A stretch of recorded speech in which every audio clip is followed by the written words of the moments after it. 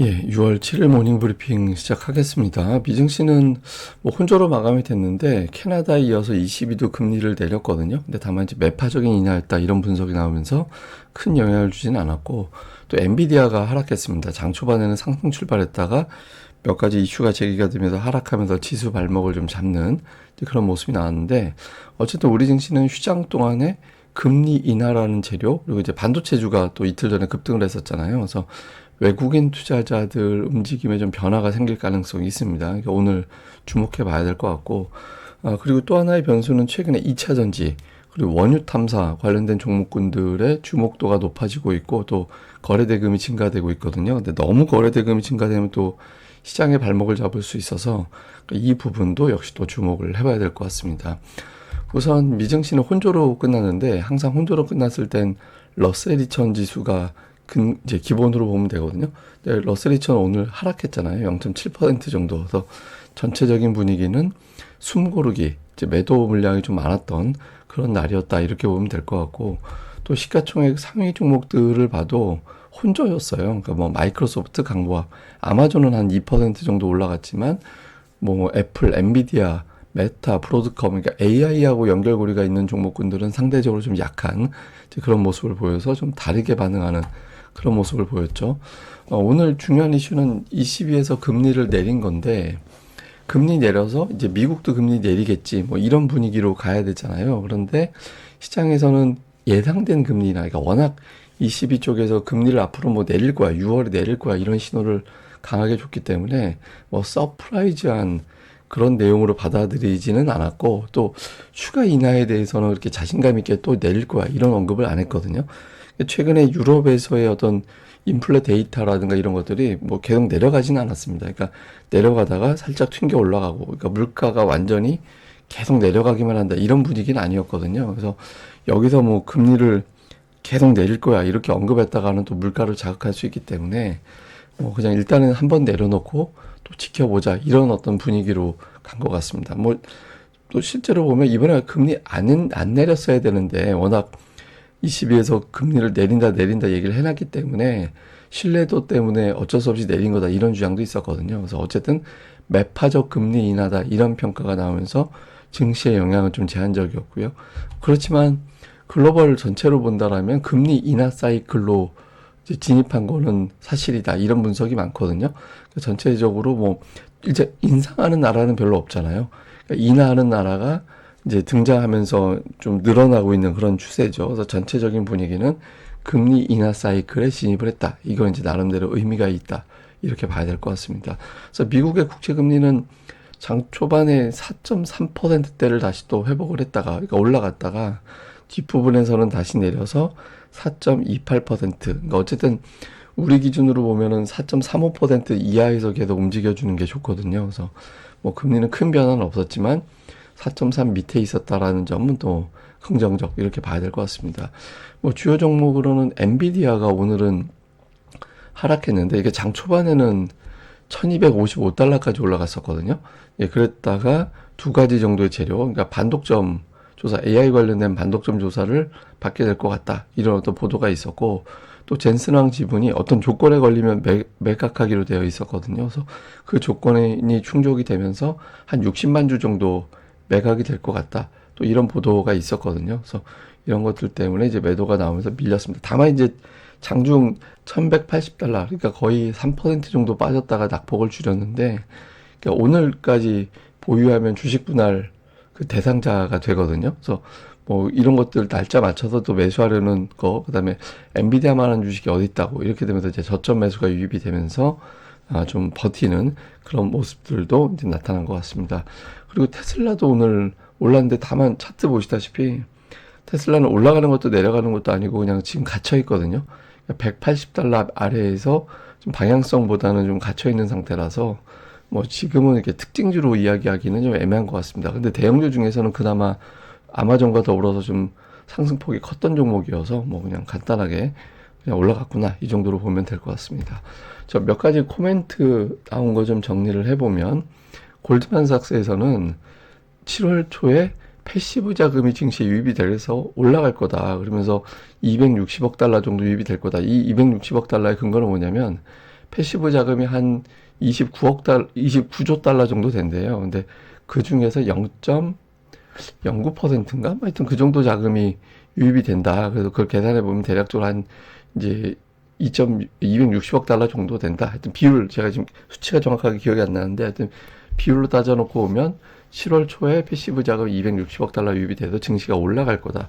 이런 또 언급을 했고요. 다음에 또 일부에서는 기술주가 과연 더 오를 것이냐. 이런 어떤 주장들도 좀 분석들도 여기저기서 나오는데 다만 실적이 워낙 좋다. 그러니까 실적하면은 기술주, 테크주들이기 때문에 투자자들이 선호할 수밖에 없어서 여름장에서도 다시 올라갈 거야. 이런 주장이 있었고요. 또 UBS에서는 오늘 뭐 몇 가지 분석을 내놨는데 AI주는 하반기뿐만 아니라 그 이후에도 계속 올라갈 거다. 그러니까 이런 주장을 했고요. 또 다른 분석가는 금리나 기업들의 이익 성장, 그다음에 AI 이런 것들이 맞물리면서 연말까지 증시는 5,500포인트 정도까지 더 올라갈 거다. 그래서 낙관론, 물론 이제 스티펠 이런 데서는 좀 큰 조정을 경고하는 목소리도 없진 않지만 대체적인 분위기는 더 올라갈 것 같은데 이런 주장들이 조금 더 많이 나오고 있는 그런 모습입니다. 자, 우리 증시는 오늘 휴장 이후에 이제 개장을 하는데 금리가 되게 중요한 변수가 되거든요. 보시면은 대체로 뭐 금리하고 이렇게 적정한 수준에서는 뭐 금리가 올라가거나 내려가거나 뭐 그게 큰 영향이 없다라고도 볼 수 있지만 가파르게 올라갔다가 가파르게 빠질 때는 증시가 이제 반대 방향으로 이제 반영을 하죠. 그러니까 금리가 가파르게 올라갈 때는 증시가 빠지고 금리가 빠질 때는 증시가 올라가고 그러니까 이런 사이클이 나오게 되거든요. 여기서 또 예전에 이제 작년도를 봐도 금리가 막 가파르게 올라갈 때 증시가 빠졌다가 금리가 빠지면서 증시가 올라가고 이렇게 엇박자 반대로 나오는 현상이 나오잖아요. 그러니까 연휴 동안에 휴일 동안에 미국 금리가 빠졌다라는 거는 투자자들이 주식을 좀 사볼까? 그러니까 이런 분위기를 만들어낼 수 있는 거죠. 그래서 증시는 조금 반등 시도할 확률이 상대적으로 좀 높다. 금리만 놓고 보면 이렇게 볼 수 있고 그럼 과연 어떤 게 갈 거냐? 코스피 같은 경우는 엔비디아가 오늘 빠지긴 했지만 워낙 어제 이제 많이 올랐었기 때문에 반도체주에 대한 관심도가 나올 가능성이 일단 있어 보이고 다음에 코스닥 같은 경우는 최근에 보면 그 5월 중순 정도부터 따져놓고 보면 제약주 알테오진 때문에 그렇긴 합니다만 이제 제약업종 같은 경우는 올라가서 조정 나오다가 완만하게 계속 올라가는 분위기. 반도체는 5월 중순에 좀 추세가 좋았다가 흘러내렸다가 이제 직전에 조금 괜찮았던 움직임. 가장 특징적인 건 2차 전지입니다. 그러니까 2차 전지가 되게 부진했다가 휴장 직전에 2차 전지주들이 강세를 보이면서 현재까지 6월 상승률만 놓고 보면 2차 전지가 제일 강하거든요. 그리고 엔터주는 이렇게 그다지 큰 흐름이 나오진 않고 있고 6월 들어서 그러니까 6월에 제약, 반도체, 2차 전지가 어쨌든 고르게 다 올라가고 있어요. 근데 좀 각도로 보면 2차 전지, 반도체, 제약 순서로 나타나고 있죠. 그러니까 제가 계속 말씀드리지만 이 빅3 하나 더 추가하면 엔터까지 추가하면 빅4 정도 되는데 이 중에 두 개가 계속해서 상승 추세를 만들어낼 수 있으면 코스닥은 굉장히 강해질 수 있다라고 말씀드리잖아요. 근데 이 중에서 어떤 게 선택이 되는지 요 흐름, 그러니까 오늘 장에서는 가장 중요한 코스닥의 투자 포인트 양시장이 다 지금 과매도거든요. 양시장이 다 과매도기 때문에 종목장이 진행될 가능성이 높아요. 그래서 메인이 뭐가 되는지를 자꾸 체크를 해보는 게 되게 중요할 것 같습니다. 자, 시장을 정리해서 보면 자금 측면에서 보면 금리가 내려왔고 종목 측면에서 보면 엔비디아가 화제를 불러왔잖아요. 그러니까 엔비디아가 뭐 반도체를 올린다 내린다 이런 측면이 아니라 투자자들이 증시에 대한 주목도를 높일 수 있는 그런 계기를 만들어 줬거든요. 그래서 이런 게 이제 실제로 오늘 우리 증시를 좀 플러스로 만들어낼 수 있겠는지. 근데 또 뭐 고용지표 나온다, 엔비디아 분할 앞두고 어떻게 될지 몰라. 이런 걱정이 나올 수 있거든요. 왜냐면 이제 이런 분석도 저는 가능하다라고 봐요. 그러니까 엔비디아 주식 분할 전에 이슈가 워낙 강했기 때문에 매수세가 좀 집중됐다가 주식 분할이 딱 되고 나면 이제는 재료가 10분의 1 된 것밖에 없잖아. 뭐 이런 식의 또 인식이 될 수도 있고 또 하나는 뭐냐면 투자자들이 내가 이제 한 주 갖고 있다가 예를 들면 한 주 갖고 있다가 이제 갑자기 10주가 된 거잖아요. 그래서 그러니까 매도를 안 할까 하다가 내가 10주로 늘었으니까 또 엔비디아로 지금 손실 난 사람은 정말 미미하죠. 오늘 최대 피크에서 매수한 사람 말고는 엔비디아 가지고 손실 난 사람이 없잖아요. 그러니까 대부분 다 수익이 난 사람인데 갑자기 주식이 10배로 늘었기 때문에 이제 그럼 한 3주 정도는 팔아볼까? 그러니까 이런 식의 어떤 분석이 또 의견이 나올 수도 있거든요. 그래서 좀 엔비디아가 그런 걸 딛고 다음 주에도 계속 올라갈 거냐, 여기에 대해서 이제 좀 변동성을 좀 우리는 지켜봐야 될 것 같다. 그래서 다음 주 엔비디아 변동성 좀 지켜봐야 될 것 같고, 우리 증시는 이제 수급이 완전히 컴백한 거냐.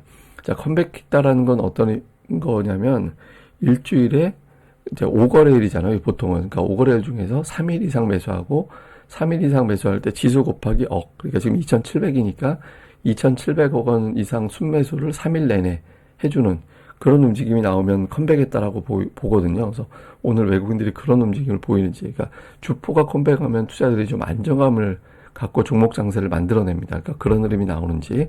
그 다음에 이제 미국에서는 반도체 주목도가 되게 높았었다가 오늘 매도 물량이 또 나왔었거든요. 그러니까 우리 입장에서는 좋다만 거잖아요. 예, 이런 상태에서도 그래도 또 전기전자 업종에 매수가 들어가느냐, 아니면은 2차 전지로 가느냐, 제약바이오로 가느냐, 자동차로 가느냐, 여러 가지 시나리오가 나올 수 있죠. 그래서 우리 증시에서 적어도 2개 이상의 대형주들의 움직임이 나오는지 주목을 해봐야 될 것 같습니다. 근데 미국은 이런 건 있대요. 그러니까 선거가 열리는 해에 여름 장세가 괜찮대요. 그러니까 6월, 7월, 8월까지 뭐 상승폭은 계속 줄어들긴 하지만 어쨌든 선거 열리는 해에 3개월 동안에는 추세가 상당히 강하게 움직이는 그런 경향이 있다고 하거든요. 근데 찝찝한 건 있죠. 그러니까 트럼프가 판결 이후에 상승 베팅, 이거는 여론조사 결과가 아니라 베팅 얘기하는 겁니다. 베팅. 그러니까 트럼프 베팅이 좀 줄어들었다가 다시 트럼프 쪽으로 무게가 실리고 있다. 이런 내용들이 보도되고 있거든요. 그래서 조금 투자들이 미증시는 가는 건 알겠는데, 트럼프네, 뭐 이래버리면서 조금 찝찝함을 가질 수도 있거든요. 그래서 조금 선거에 대한 어떤 변동성도 또 이후에 좀 만들어질 가능성이 있어서 향후에 이 내용도 계속 우리 증시 입장에서는 관세, 미중 갈등 이런 것들이 또 변수가 될 수 있으니까 계속해서 체크는 좀 해봐야 될 것 같습니다. 예, 그리고 어저께 제가 올해 우리 증시 휴장일 때 그날 하필이면 나스닥은 다 올라가더라. 그러니까 이런 말씀을 드렸잖아요. 근데 그냥 이건 그냥 좀 재미로 보자고 한 거라서 이게 무슨 논리적으로 설명이 되는 데이터는 아니잖아요. 그냥 이거 가지고 너무 진지하게 받아들이시는 분들이 계신 것 같아서 그냥 우리 증시 휴장일 때 하필이면 희한하게 나스닥이 올랐다라는 거를 갖다가 재미로 보자라는 통계로 된 거지, 이게 무슨 과학적인 근거가 있거나 그런 건 아니니까 그거에 대해서는 그냥 그런가 보다 하시면 좋을 것 같습니다. 이게 논리적으로는 설명이 안 되는 거잖아요. 예, 그냥 웃자고 한 거니까 뭐 이렇게 심각하게 이거를 분석하고 받아들이고 그러시진 않으셨으면 좋겠습니다. 예, 그럼 또 오늘 하루 또 잘 보내시고요. 저는 다음에 뵙겠습니다. 이 방송 구독하기 그리고 좋아요까지 꼭 부탁드립니다. 감사합니다.